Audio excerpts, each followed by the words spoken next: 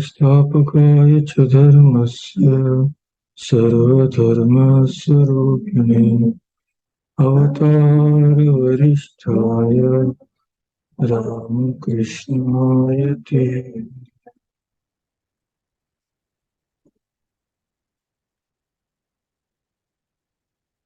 So as you know, we'll be carrying forward our discussion about the extraordinary life of the great saint, Saint Francis of Assisi. So we won't do any recapitulation today because there's a lot to discuss and we may not have sufficient time. So I'll immediately start from where we left off. So last time we had seen that Saint Francis, though in the youth he was sort of attached to frivolous activities, but he had a conversion and he renounced everything for the sake of God. So I'll just start sharing the pictures.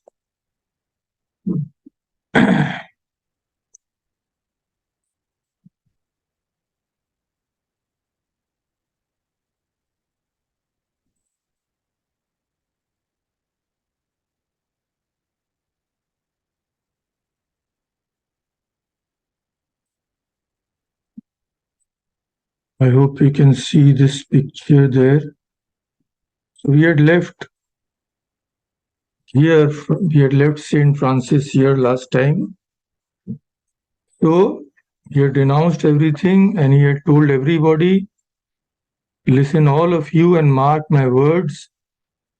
Hitherto I have called Pietro di Bernardone my father, but because I am resolved to serve God, I returned to him money and clothes, whatever was his, and from now on I will say, Our Father who art in heaven.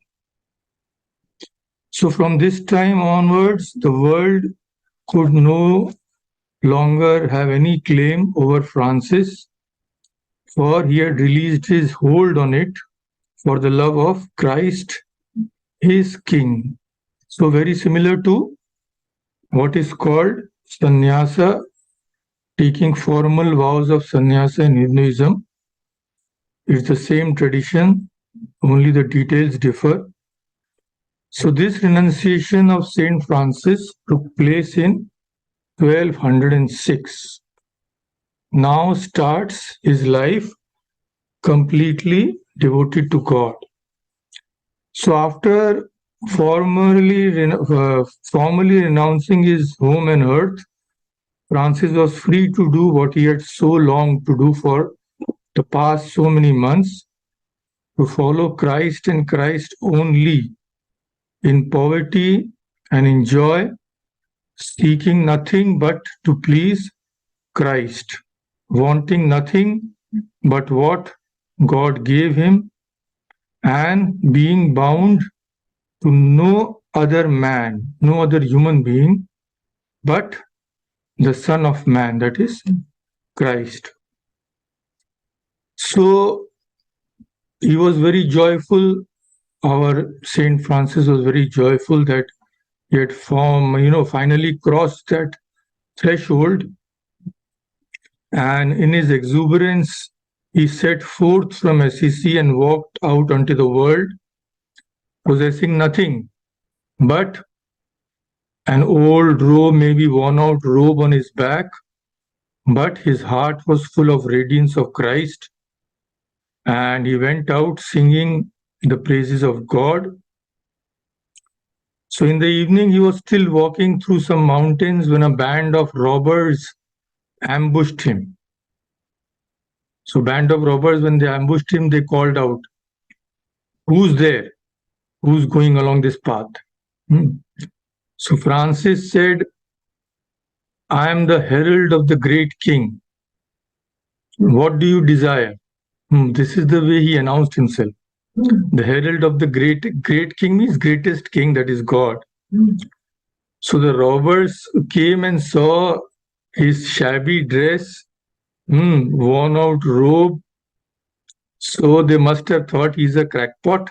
And they flung him into the snow and said, "Lie there, you fool, who wants to play at being herald of God and all such things." So, saying thus, they departed.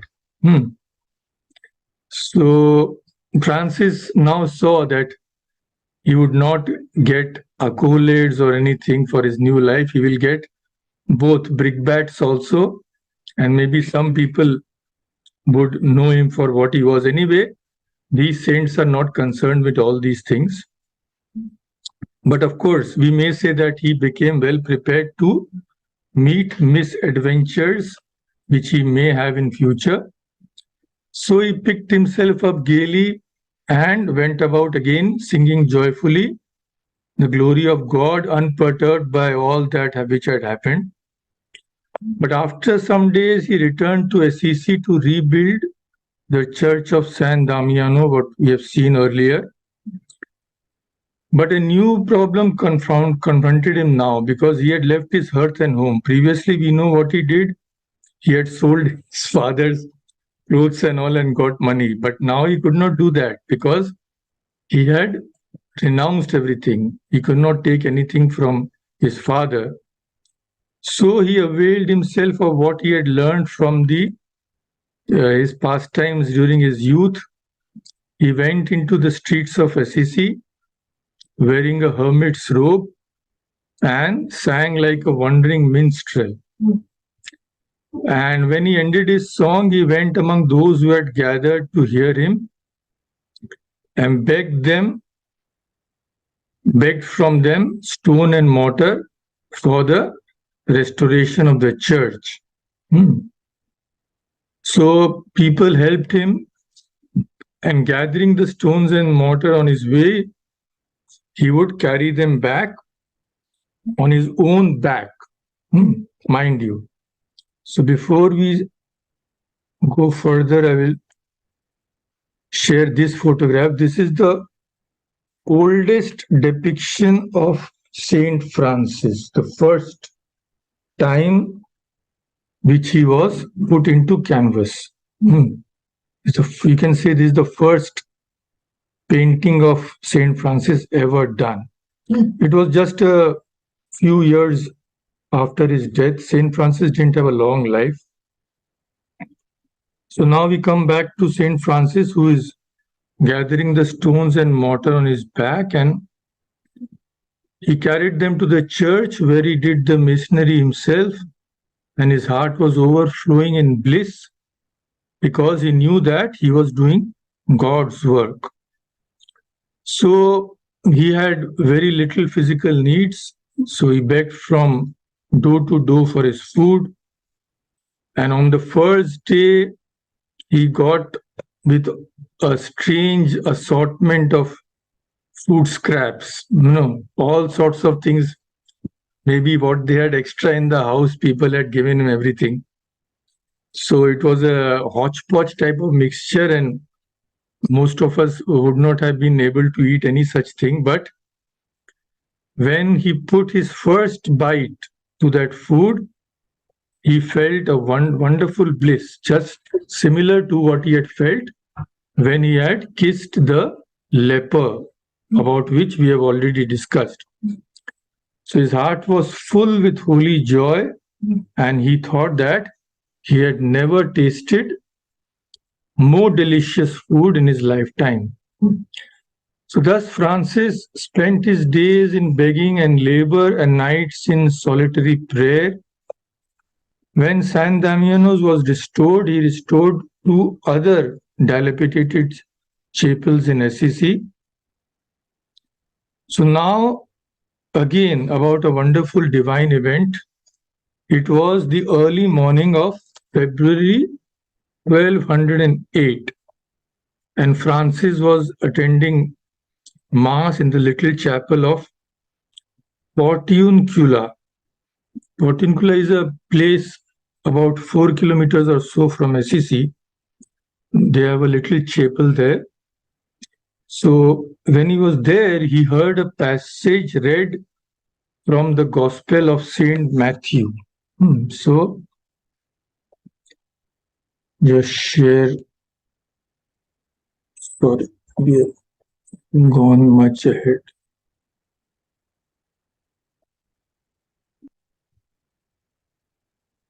Yeah, this is a sculpture of Saint Francis. You can see here, and this is supposed to be Saint Matthew. So he heard a passage from the Gospel of Saint Matthew, which produced a revolution in his heart and showed him the way of life he must lead henceforth. What was the passage? So Jesus was saying to his disciples, Jesus was saying to his disciples, the kingdom of heaven is at hand. Heal the sick, raise the dead, cleanse the lepers, cast out devils. Freely have you received, freely give.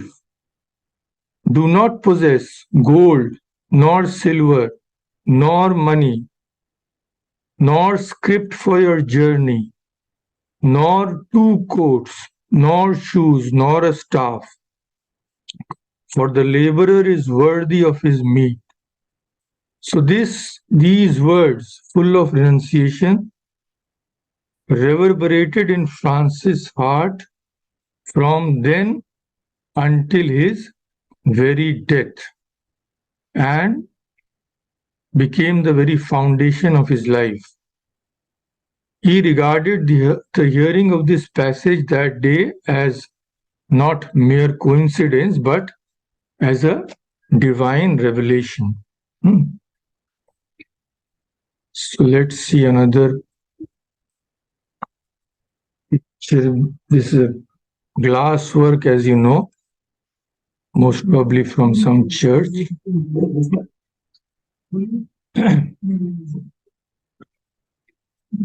So on the first day after his renunciation, when Francis had been accosted by robbers in the forest, he had proclaimed to them triumphantly that he was the herald of the great king.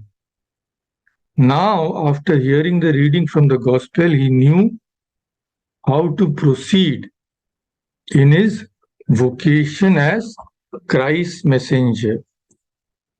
See, till now, he had only an inkling that, yes, God had chosen him. But these words of Christ told him what he should exactly do.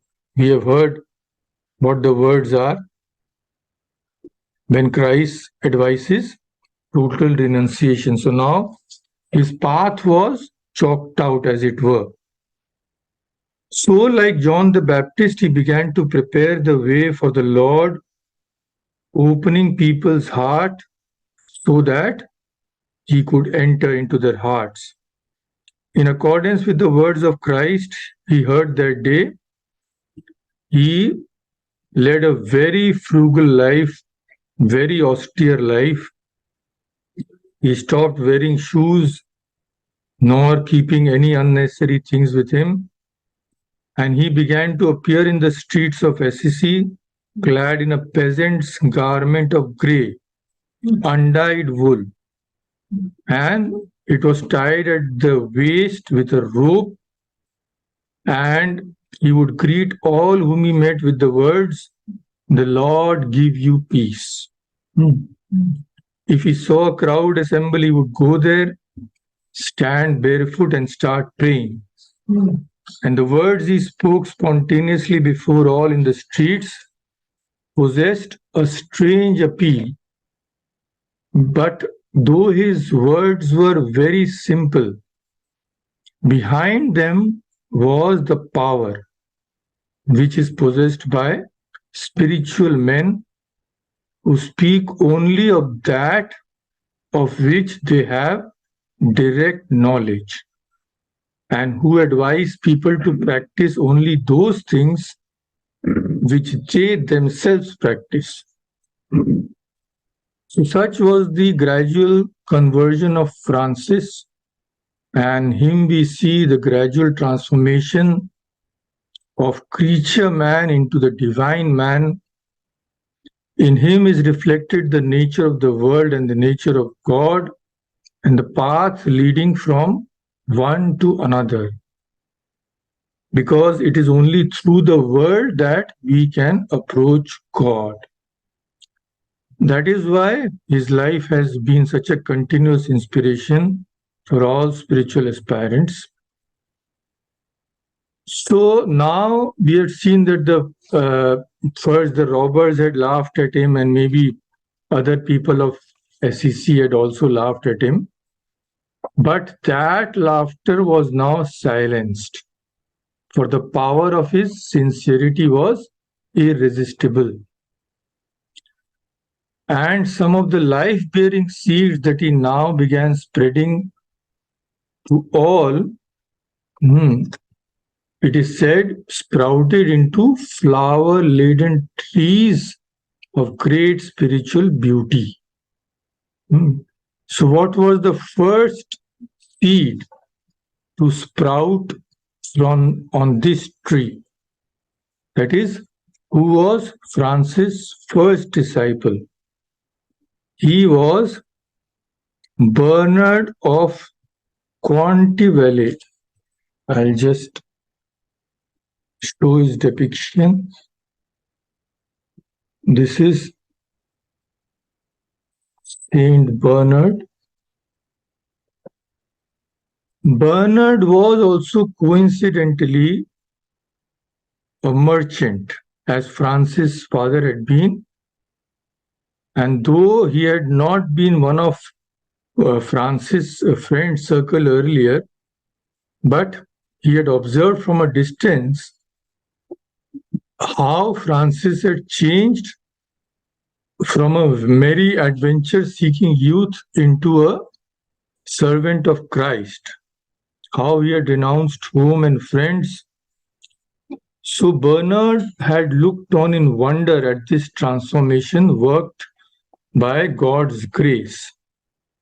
So his wonder became admiration, and this admiration stirred him so deeply that he now had an ardent desire to join Francis. Now Bernard asked Francis to sleep at his house. Francis gladly accepted because he had no fixed abode at that time. So now, after seeing the conversion of Francis, Bernard, a great yearning had come in him to renounce everything. And still maybe some doubts remained in his heart. So to remove that vestige of doubt also about Francis' character, he had asked him to stay at his house. As we know that Sri Ramakrishna also has said that observe a holy man at day, observe him at night, then only have faith in him. So Bernard followed this example, and that is why maybe he had asked Francis to sleep at his home one April night in 1208. Francis, as we have seen, he agreed, and as soon as Francis entered his host's room, he went straight to bed as though he was very tired and began sleeping. But when Francis heard Bernard snoring, so to say, when he knew that Bernard had gone to sleep, immediately Francis got up. Actually, Francis had not slept. He was just feigning sleep. So as soon as he saw that Bernard had gone to sleep, Immediately Francis got up and began to pray with great fervor. But maybe Bernard was also feigning sleep because Bernard saw him praying. So he saw that whole night Francis was weeping and praying to God. And Bernard watched in amazement. So whatever little doubt he had in his mind was removed. He approached Francis with a desire to join him and asked him what he should do with his wealth. Now, in order to know God's will, Francis took Bernard into the church of San Nicolo, together with a man named Peter, who, like Bernard, also wished to join Francis. So, with both of them, all three of them prayed, and after praying for guidance, Francis went to the altar and found the following words which Christ had spoken to his disciples. What were those words? Those words were from Matthew, Luke, and again Matthew. I'll just quote. If thou wilt be perfect, go sell what thou hast and give to the poor, and thou shalt have treasure in heaven. Take nothing with you for your journey. If any man will come after me, let him deny himself and take up his cross and follow me. So these were the words Francis read, and he turned to Bernard and Peter saying, this is our life and rule, and the life and rule of all those who may wish to join us. Go therefore and act on what you have heard, which means renounce all for the sake of Christ. So the renunciation of Bernard and Peter was a young lawyer at that time. So when people saw that these two persons who could have led a very materially successful lives, when they saw that they had also renounced for everything and they had followed Francis. So naturally there was great excitement in Assisi. Then another person came one cold April night, just 8 days after this event. A simple and not much educated young man named Giles was sitting around his family when he heard about Francis from his companions. The next morning, Giles woke up early and he felt that life in the world was aimless and empty. Then, after attending Mass, he also took the road to Portiuncula, for he had heard that Francis and his companions were staying there near the chapel in a small hut. So at one point along the road, Giles did not know which side to take, so he prayed to God for guidance. And it seems that his prayer was heard, for after a while he saw Francis himself coming out from maybe a sort of wood or jungle sort of thing. He cast himself at the feet of Francis and begged to be accepted as a Franciscan, that is, begged to be accepted in his brotherhood. Francis raised him up, took him with him, and announced to the other brothers, the Lord our God has sent us a new good brother. Let us therefore rejoice in the Lord and eat together in charity.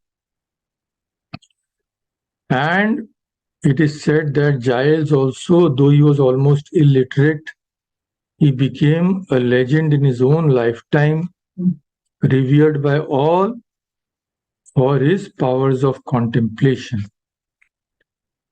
Similarly, Bernard also, he was known as Saint Bernard, afterwards attained to such spiritual heights that sometimes he would remain absorbed in contemplation for 20 or 30 days at a time.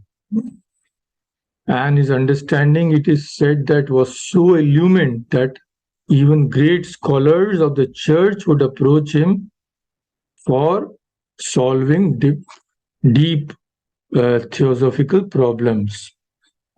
This we have seen in the life of Sri Ramakrishna also, that Ramakrishna was practically illiterate, but great people used to come to him for solution of their problems.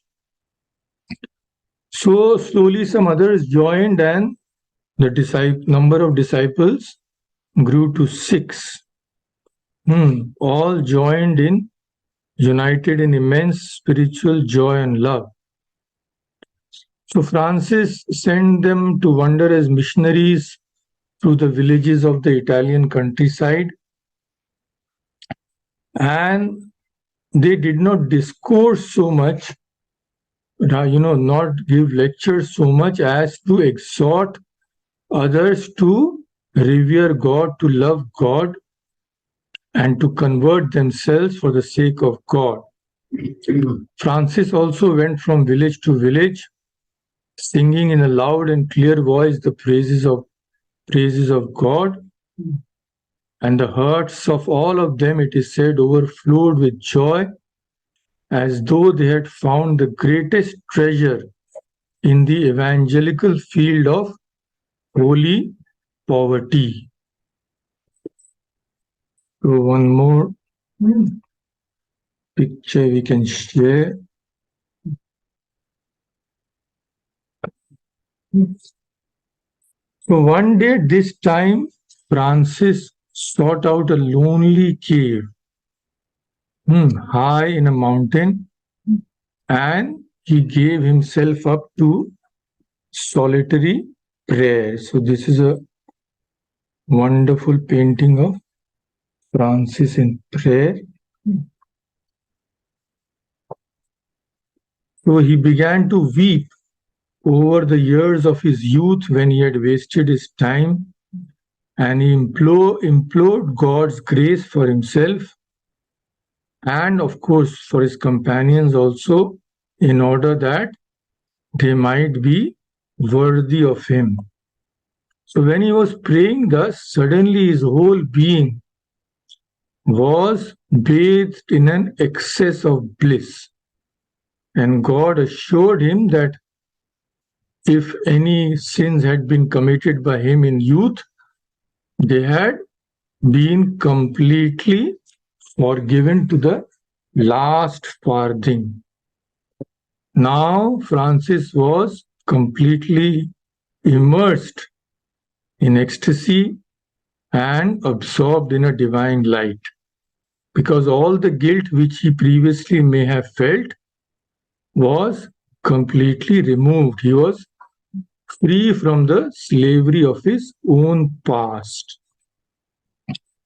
So these were the early days of his brotherhood. In the early days of any movement, it is completely pristine purity is maintained, and the friars were following Francis in letter and spirit and rejoicing because they had renounced so much.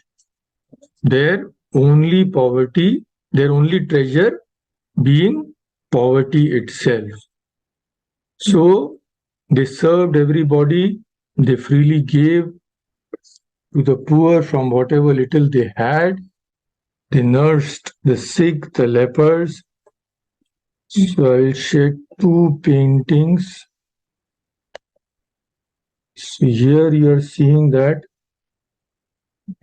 they are nursing the sick, and here they are serving the lepers. So by spring 1209, the brotherhood numbered 12. 6 more had joined, and Francis now decided to take them all to Rome to have their rule of life approved by the Pope, to make it official, so to say. So we all know that Francis was God's chosen one. So even before their arrival, the Pope had a dream in which he was standing and looking out over the church, and he looked on in dread as he saw the church trembling, cracking, and about to fall. The Pope had seen this vision, that the church was trembling, cracking, and about to fall. Then, in that vision, he saw a small, plain-looking man, dressed like a peasant, with a rope tied round his waist, his feet bare, looking neither to the left nor to the right. So what did that man do? He walked straight to the falling church and set his shoulder to the wall. And because of that touch, miraculous touch, the whole edifice again became straight. The church again became, again gained its earlier structure. All the cracks disappeared and it became a strong structure again. So the Pope had seen this vision, but of course he did not know who that man was. Now, Francis had an audience with the Pope. Then the Pope was Innocent III. So I'll share the picture. Francis with the Pope. You can see here, this is Francis kneeling before the Pope. And another painting I will share.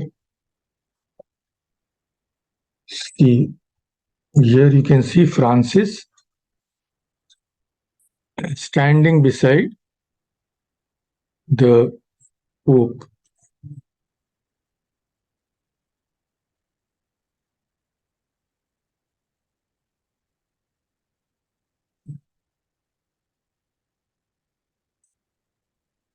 So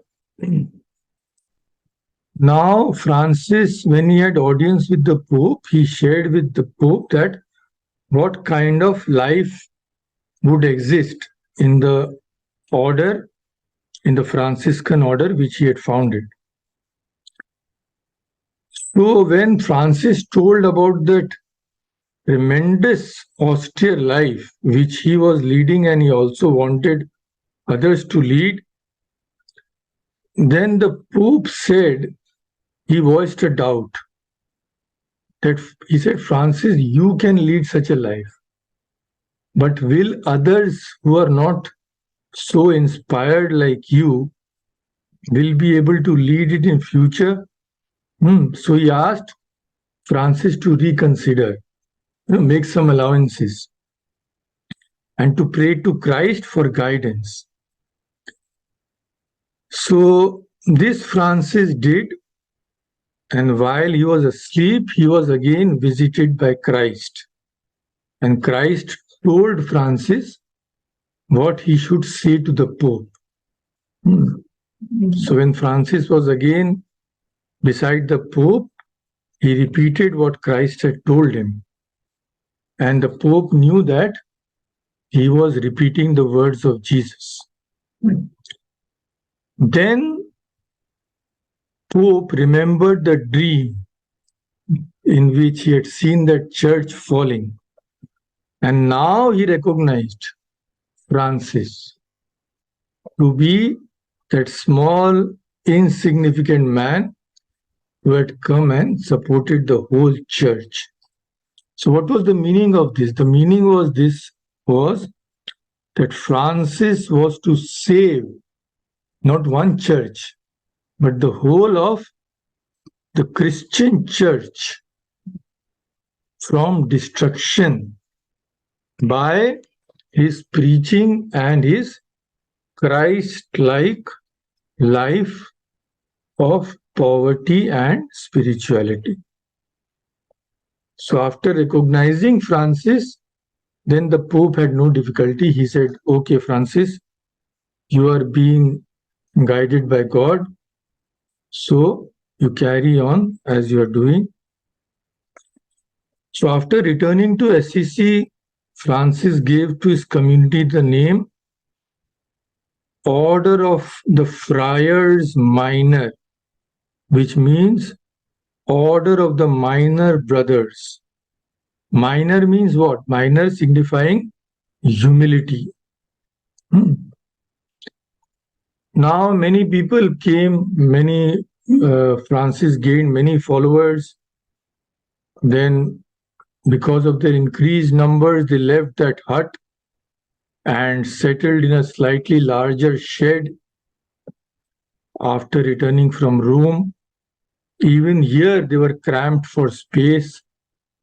So now each man, there was a sort of a line. Francis had drawn a line on the ground with a stick so that each man would know how much space he could occupy in that small shed. Then again, after staying here for a few months,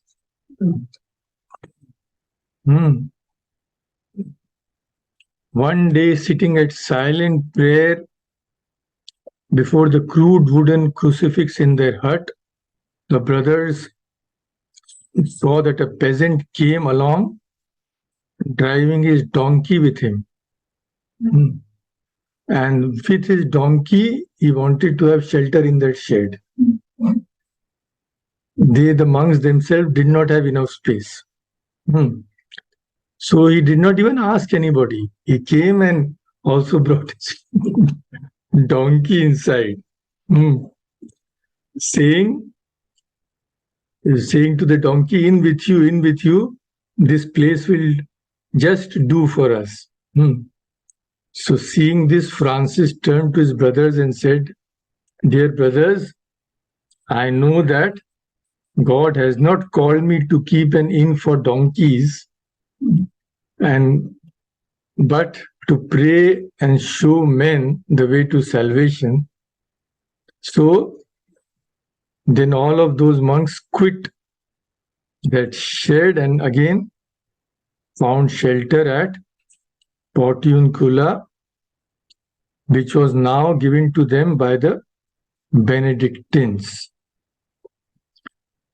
By the side of the chapel, the brothers built a hut of boughs and mud, thatched with leaves.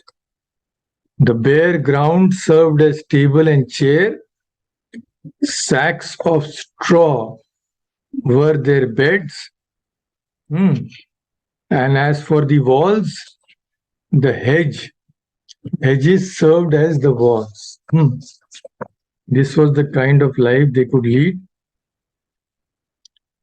So now Francis, by his preaching and example, he had such power over others that many nobles and commoners alike began to join him. Let me share another.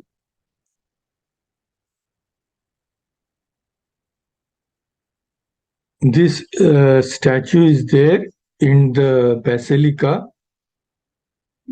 of Saint Francis at Assisi, one of the many which may be there. So People were attracted to Francis, and we know that the secret of his influence was that he was possessed of divine realizations, and God was not a matter of words to him, but a living reality. So among those he inspired were not only men, but also women. And through his preaching, a pure young lady of a noble family also came. Her name was Clare. Now, of course, Saint Clare. This is one depiction of Saint Clare. She was, from childhood, she was very spiritually inclined and had refused her parents' attempts to have her married. When she had heard Francis preach in the cathedral of Assisi, she knew that he was the one she must follow. She had ran away from home, entered a convent, and professed her vows. Her younger sister also followed her, and then some other ladies also. So Francis organized these ladies into the Franciscan order of nuns, known as the Poor Clares. Let me share another. So this is a depiction of the Franciscans, those who had joined Francis. Many young men and women also wished to follow Francis. For them, he formed the third order of Franciscans. The first was monks. The second was nuns. But the third was made up of householders, those who were married. So these people would live at home, but they would lead a life of complete detachment and follow the Franciscan ideal in their daily lives of duty. They could live with their family, but they were supposed to lead austere lives, prayerful lives. So from the beginning, Francis had emphasized missionary work. Now he had people to help him. So groups of missionaries were sent all over Italy, into Germany, into Hungary, to France, to Spain and England. Francis himself went to Spain, and for him and his followers, missionary activity did not consist only in talk, much less did it involve force. Come to my religion or we'll cut your head off. Nothing of that kind. It was all love. He preached by humble, patient and prayerful examples. They bore witness to Christ by leading Christ-like lives, intense spiritual lives. And all over central Italy, one may find caves, which Francis and his followers used for silent prayer. So Francis, in his heart of hearts, was always inclined to silent prayer, live a life of solitary prayer, like the hermits of old.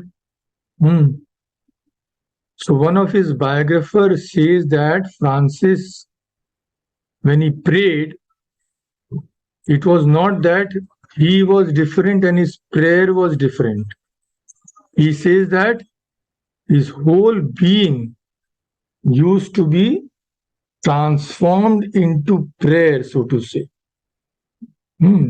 This is one wonderful depiction of Francis in prayer. So, naturally, Francis felt an urge sometimes to leave the world and withdraw into himself in constant communion with Christ.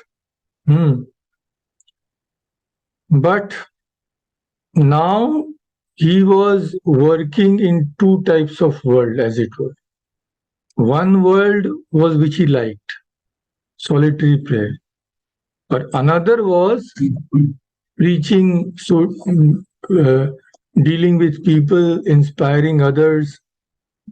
So Francis wanted to remain in unbroken communion with his Father in heaven. Similarly, like Swami Vivekananda, when Sri Ramakrishna asked him, "What do you want?" Swami Vivekananda said, "I want to remain in Samadhi."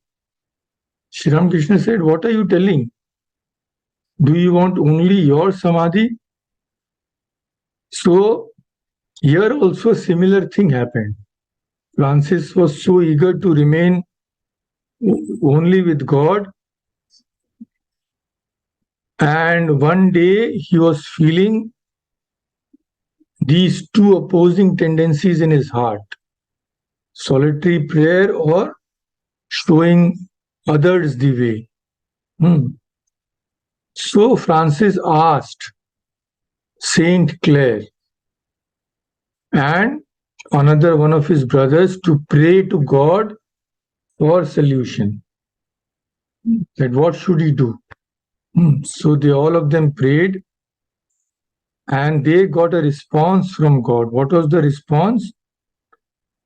God said that God has not called Francis for his own sake only, but also to save others.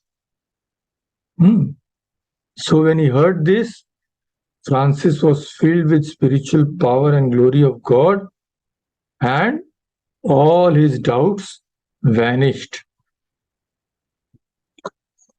So another special feature of Francis was that, let alone human beings, he could also communicate with animals and birds.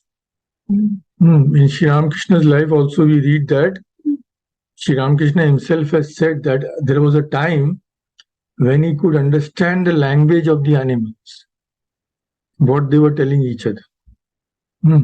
So from there we know that this is possible. So one day when they were walking, Francis saw on a roadside a multitude of birds of all kinds. So here you can see a painting. Francis is preaching to the birds. So he saw birds of all kinds and he told his companions to wait for him. Then he went to the birds and started preaching to them, addressing them as sisters. And those birds which were in the trees flew down to earth and sat along with the other birds. Until Francis was preaching, not even one bird stirred from its place.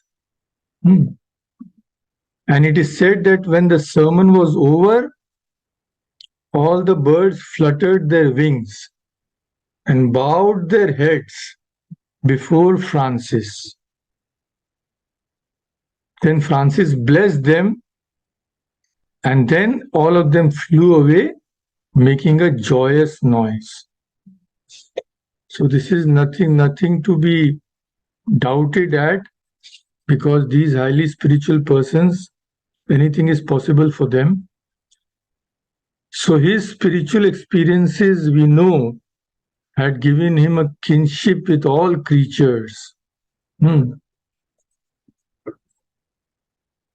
Now, another painting I will share here, Francis with a bird. This is a sculpture, so beautiful, you can see sculpture. So about his miscellaneous teachings to the friars, he also always wanted that his brothers should be cheerful.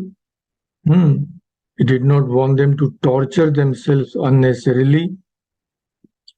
He did not tolerate any gloomy faces. He wanted that everybody should be full of spiritual joy. And he used to say that evil cannot harm the servant of God as long as he is filled with holy joy. And one pillar we know that which supported this joy was religious poverty. So renunciation, according to them, was a liberation from all worldly concerns and anxieties. Other pillar of joy was spirituality. So one was poverty, which means renunciation. Other was spirituality, because there cannot be any spirituality without renunciations. So Francis has said, blessed is that religious person who finds all his joy and happiness in the words and deeds of our Lord and uses them to make people love God gladly. Woe to the religious who amuses himself with silly gossip, trying to make people laugh. So spiritual persons have to give joy to others, but that is not the joy of eating and drinking. That is the joy of God. That is the thing. That is why Francis only wanted to hear spiritual conversation, and he used to talk only of spiritual things. So another image I will share with you. Kinship with birds and beasts shows here. So we can say that with his conversion, Francis' poetic vision had been chastened and transformed into a perception of spiritual beauty and significance in all creation. As all creation was born from God, he saw the whole universe full of the manifestation of God. What he called his own brothers and sisters. So the sun he used to call brother sun. The moon he used to call sister moon. Fire was brother fire, sister ashes, brother stone. So he had that vision in which all things appear as living and responding persons. He would talk to brother sun, to brother fire, to sister moon as if they were actually hearing him. So he saw divinity everywhere. That is the main thing to note. And his love for nature we have seen. He had a special love for birds because they sow not, neither do they reap, nor do they store anything for tomorrow, just like monks. And even among birds, he loved most the larks because their hood-like crest and earth-colored plumage reminded him of the habit of the friars. Another image I will share with you.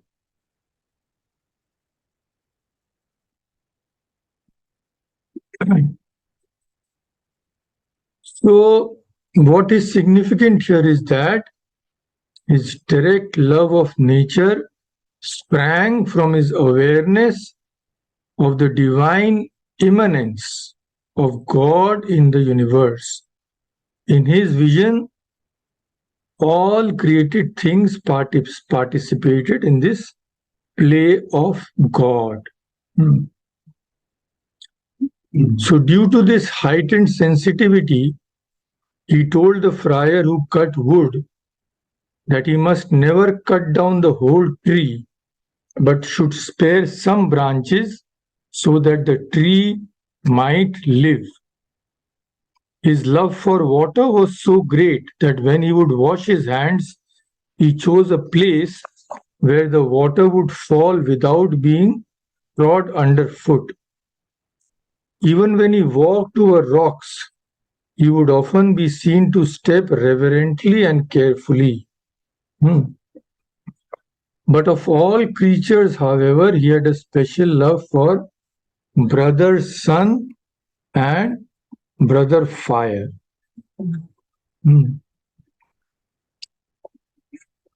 Brother fire he used to love so much, he could never bring himself to put out a flame. One day, his clothes caught fire, but he refused to put out the flames. Yeah, so some of his disciples came and forced that extinction. Another time, the cell where he and a brother were staying were caught fire, but Francis said, nothing doing, no putting out the fire. But others came and put it out, luckily. So Francis, when they put it out, Francis got up and walked away with his fleece blanket and returned sometime later and said, I shall not use this blanket over me again, for I have not allowed my brother fire to consume it. So, as if he had done something very wrong in saving the blanket from fire. So these things cannot be possible unless one sees God in all creation. Now, the order started to grow. Let me share another image of Francis. Order started to grow, and it soon became obvious that the informal organization would not do. They had to have something formal with all rules and all. In the beginning, Francis had been the only organization. Everybody had looked up to him for guidance. But now the order was too big. Naturally, rules had to be laid down. It spread to all places. So many were there who could not even come into contact with Francis directly. All these things are bound to happen when you grow.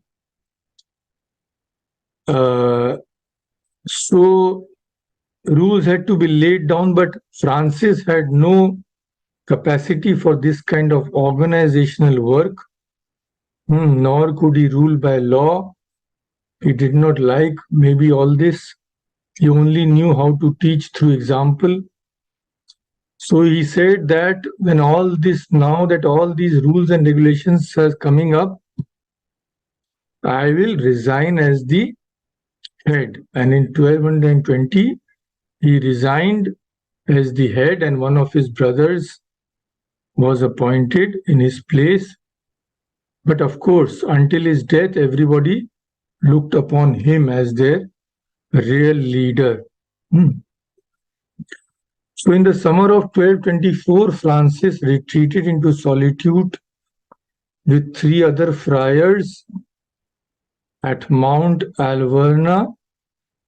Here he wished to fast for 40 days in preparation for the feast of Saint Michael. So for some days, for some time, he had been anxious over the future of his order, because when there is expansion, there is not so much depth, because when you expand, all people cannot live their lives on such a high ideal. So he had been anxious over the future of his order, and he had no peace of mind.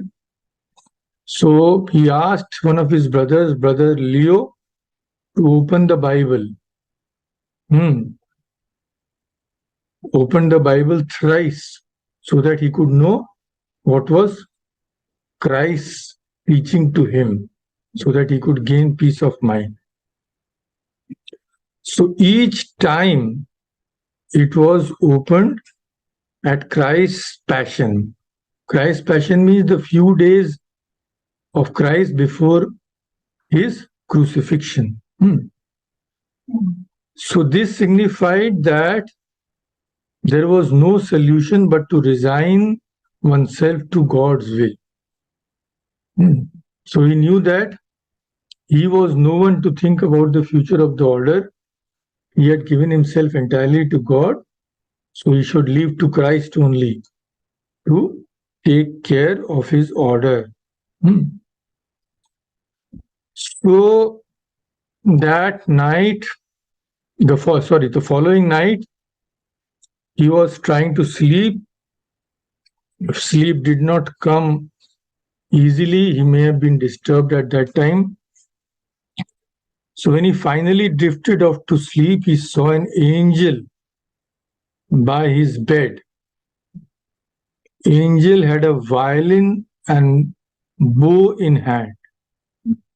And that angel said, Francis, I will play for thee as we play before the throne of God in heaven. Then the angel drew the bow across the strings but once, and Francis was transported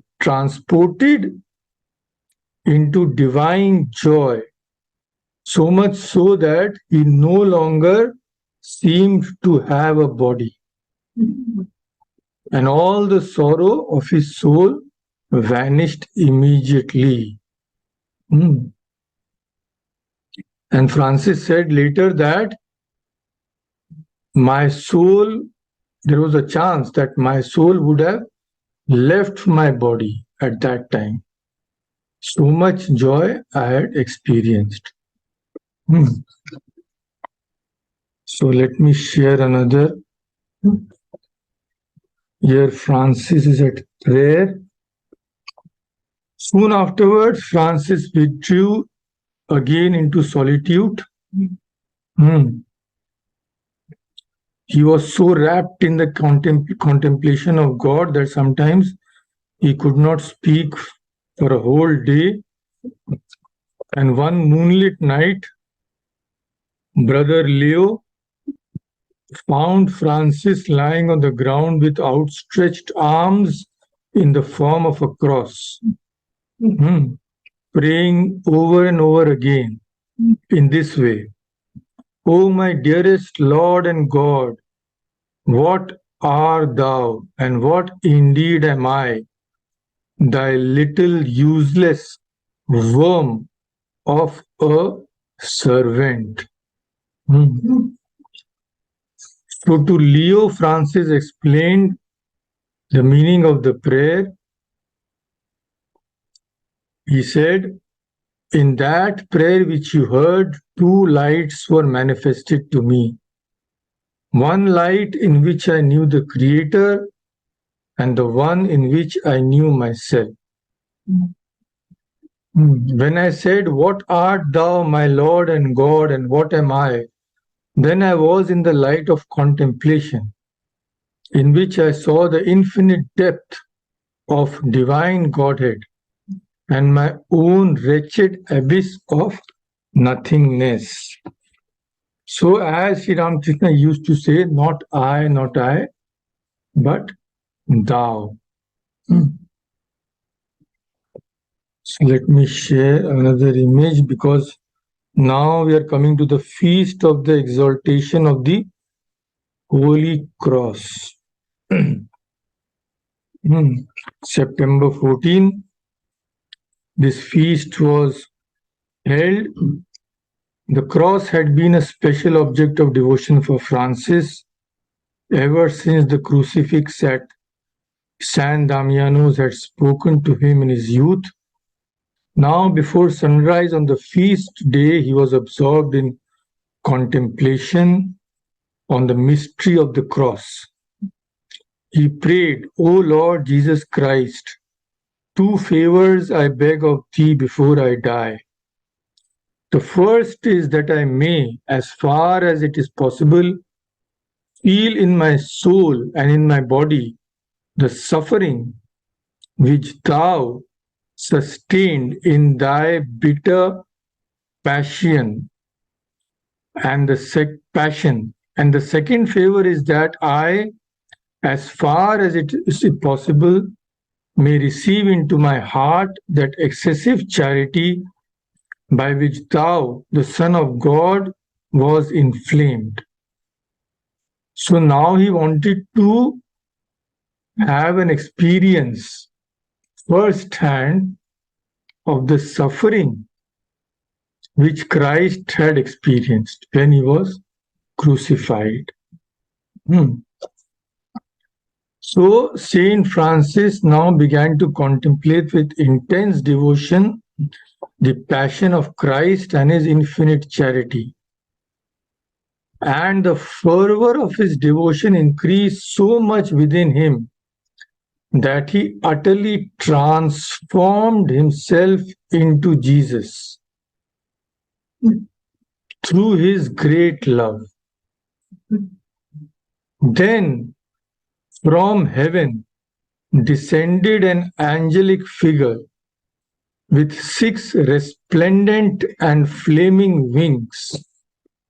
So let me share the image. This is receiving of the stigmata. So you can see the angel here.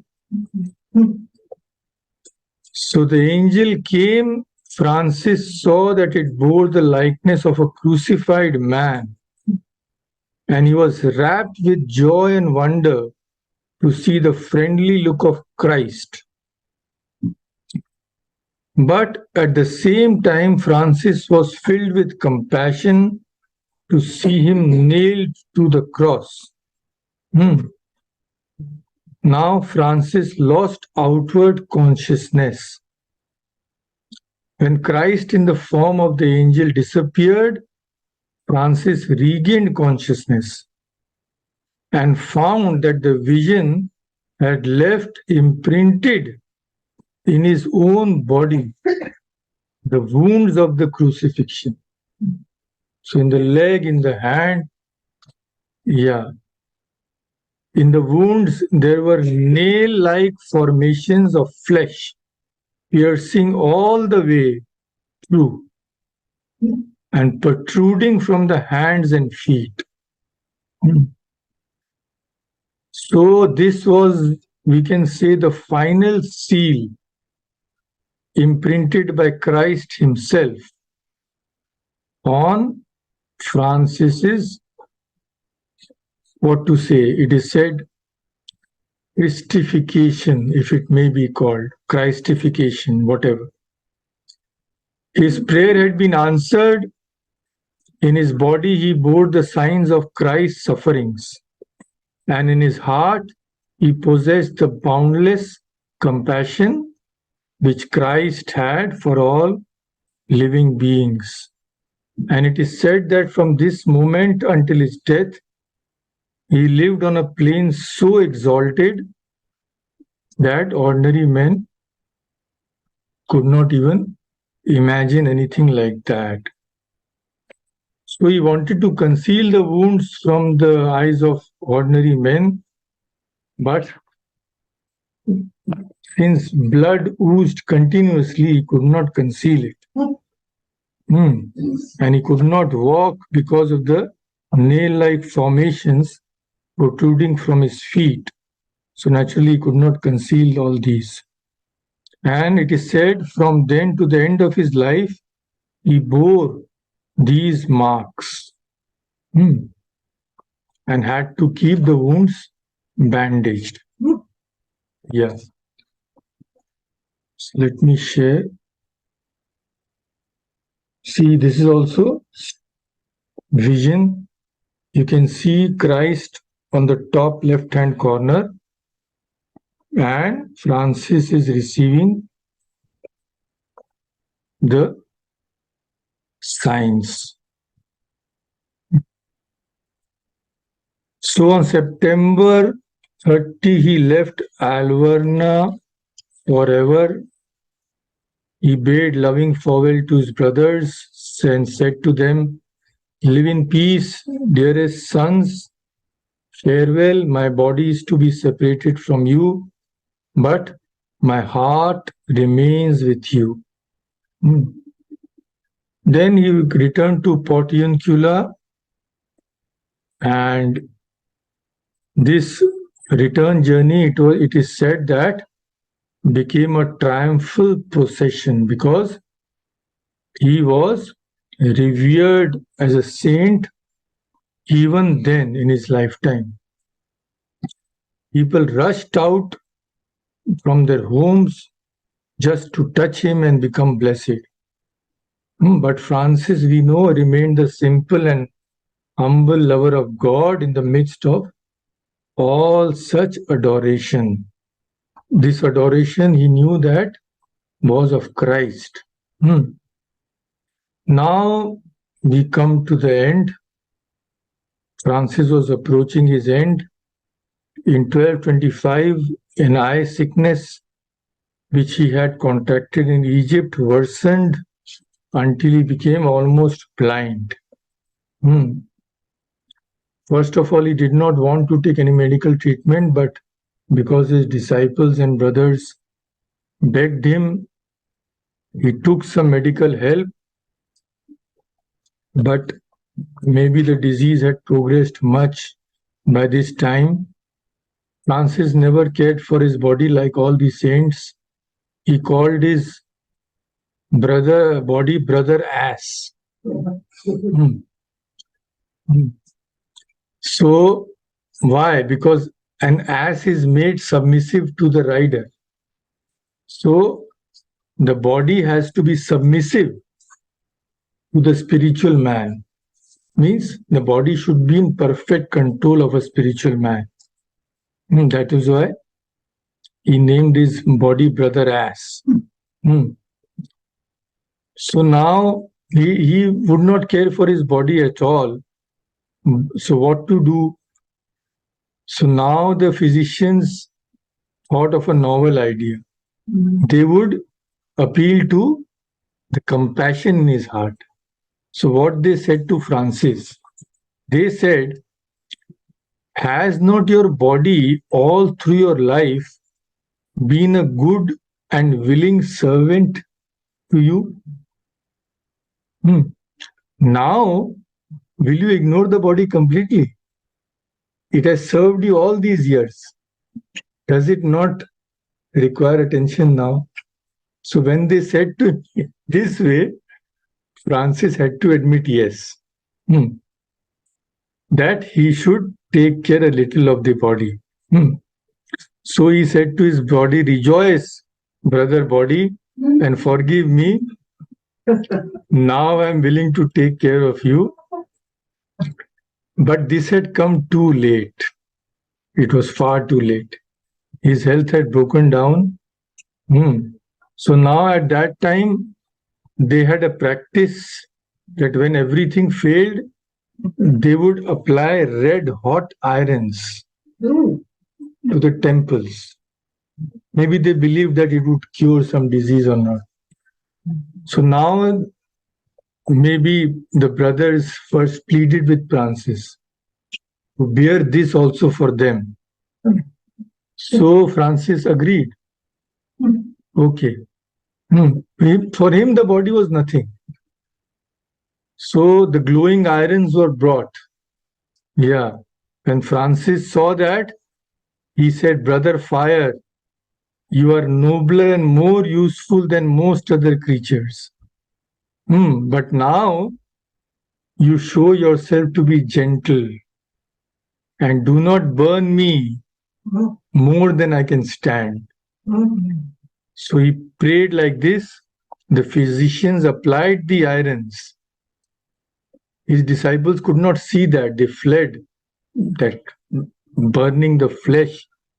But surprising enough, Francis felt nothing. Francis said, after everything had been done, he said to the physicians, "You just see, if you want to do it again, you can do it again, because I have not felt the least pain." So only for great saints this is possible.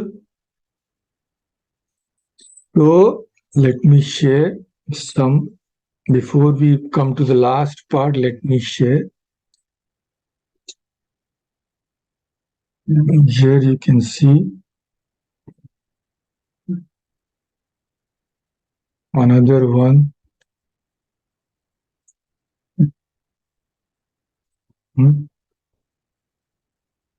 Then another one. This contains various incidents from the life of Francis.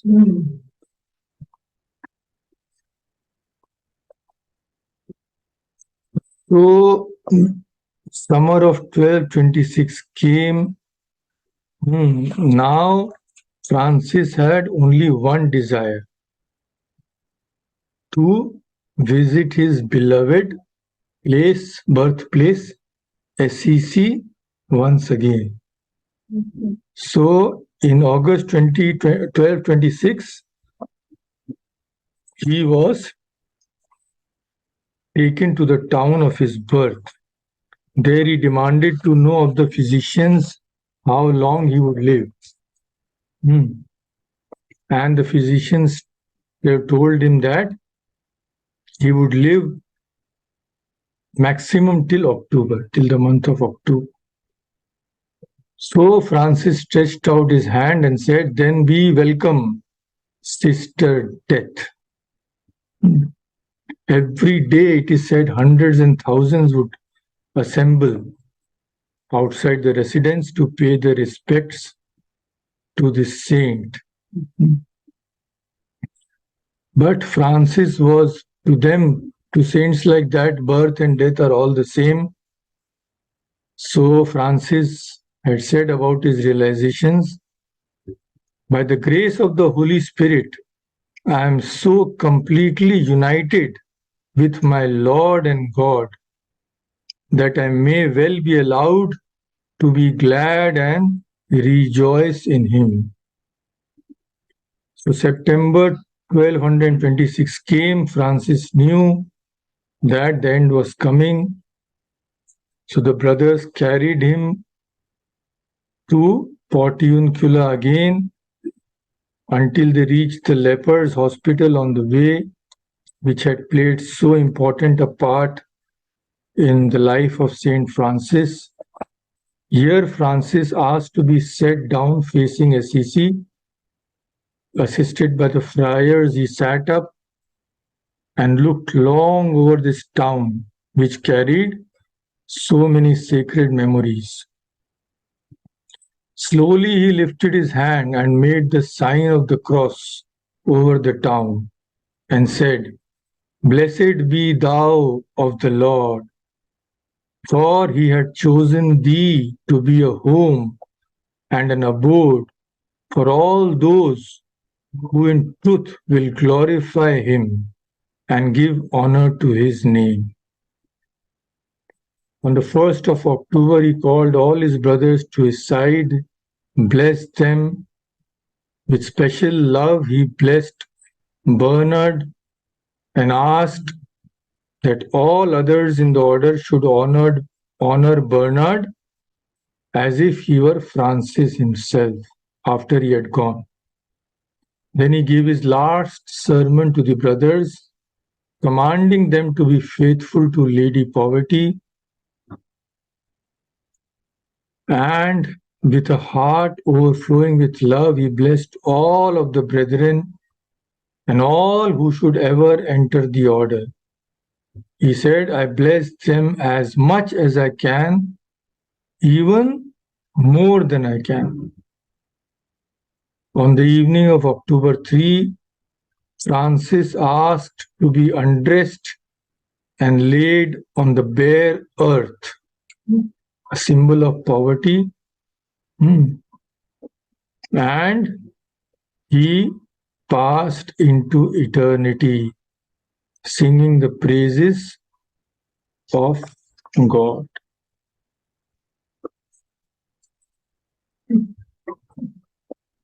Om Shanti Shanti Shanti.